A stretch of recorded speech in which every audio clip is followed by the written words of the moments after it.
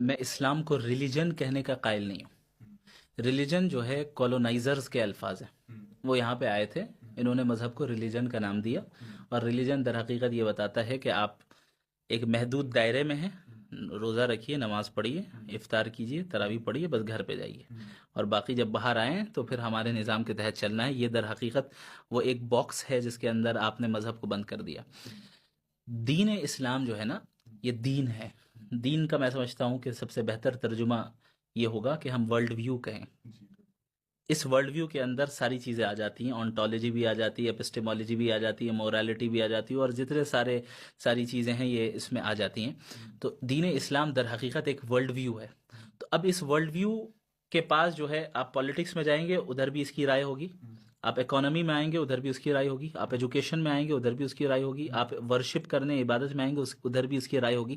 آپ کو ریلیجن کے باکس اور لمیٹڈ دائرے سے اسلام کو باہر نکالنا پڑے گا، تب جا کر آپ اسلام کو سمجھ پائیں گے کہ یہ دین ہے کیا.